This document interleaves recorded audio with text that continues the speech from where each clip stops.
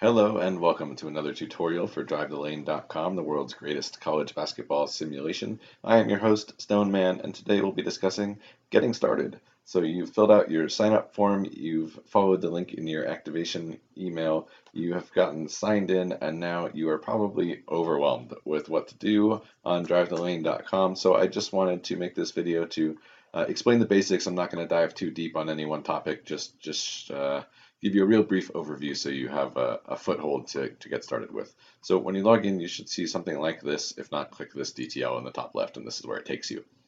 The first thing we can start with is your team. So if we go up to this My Team tab, we'll go to My Team there, the first one. Lots of stuff here that we can cover in other videos. What I really want to take you to, these are coaching settings. All of these drop downs on the right are more coaching settings. I'm going to skip those for now. I just want to introduce you to your team. So this is my team, not your team, but you have 12 players. You have 3 freshmen, 3 sophomores, 3 juniors, 3 seniors. That's what every team has. That's just how it works. Every year you graduate 3 seniors and sign 3 new freshmen. You can't have more or less than that. It's just the way the game works. These top 5 are my starting lineup. The middle 5 here are the bench players, the backups. You can see they have a lowercase b in front of them that stands for backup point guard, backup center, etc. And then 2 guys are NA. This does not mean they'll play less minutes, fewer minutes than the bench. This means they will not play. In any game, you will have a 10-man rotation. So that's the way that works. You have 5 starters, a backup for each of them, and then 2 guys that don't play.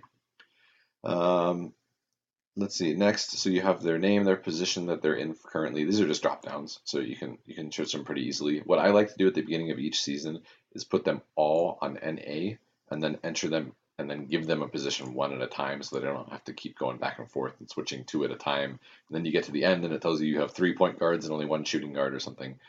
So that's just the way I like to do it. You have their height and weight. Height is pretty obvious in a basketball game. Weight just kind of helps give you a better idea of what kind of player you're dealing with. Is your 7-footer a Sean Bradley or a Shaquille O'Neal? Weight is one way to try to tell what type of player you have there. There are 6 attributes in DriveTheLane.com. The beauty of this game is kind of its simplicity. There are only 6.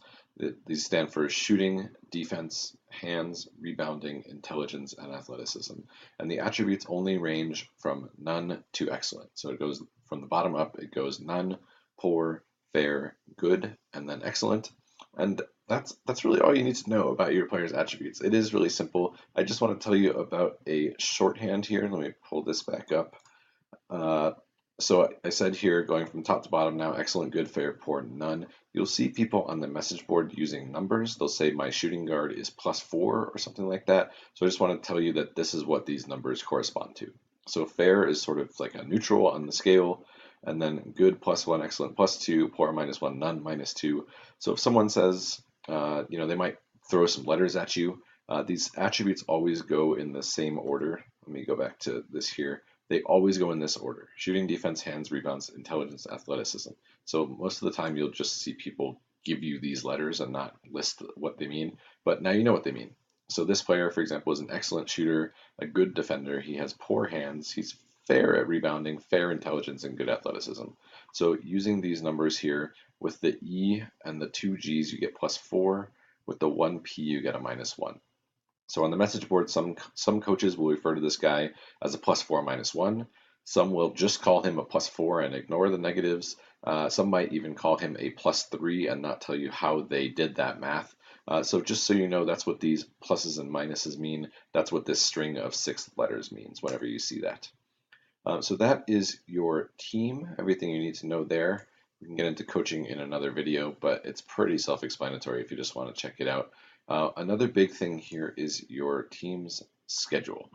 So this is the way that the league works. On the left here, these E's stand for exhibition. There's a week of preseason. Games are Monday, Wednesday, Friday, so you see the dates and times. The times are Pacific time zone. Who your opposition is, this PR is power ranking. It's still too early in the season, so nobody has a power ranking, but they will after game 5. This is their record, their coach's name, the result. My team is not very good. If you click on the score here, it'll take you to a box score. If you click on PBP, that's play by play, so you can actually see what happened when in the game. This updates my record.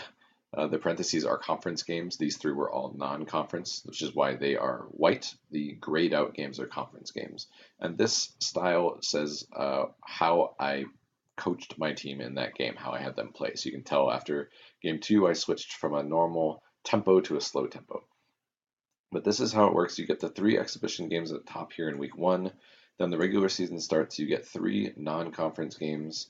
The second week is the 3 teams in your division, a non-conference, and then 4 teams in your conference but not in your division. I'll show you that in a minute. Another non-conference game, and then the 3 teams in your division again. So that's what everybody in the league, their schedule looks like. That same balance of conference and non-conference games.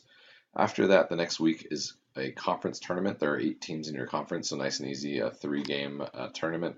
There are losers brackets, so everybody will play 3 games no matter how well or poorly you perform.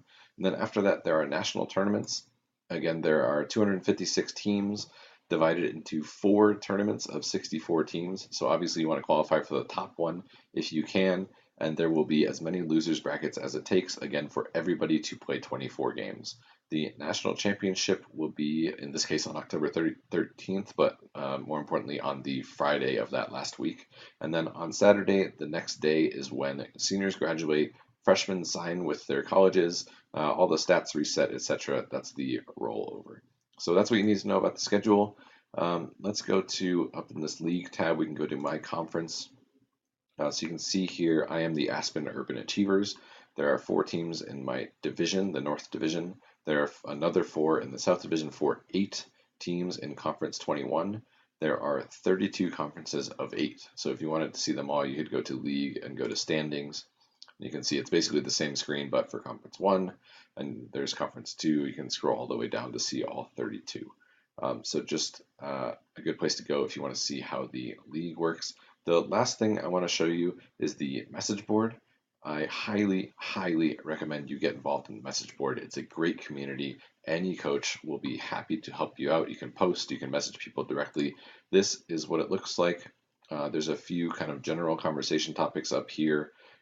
This League 31 is the only one currently active. You can see there's a list of inactive leagues, but League 31 is currently active.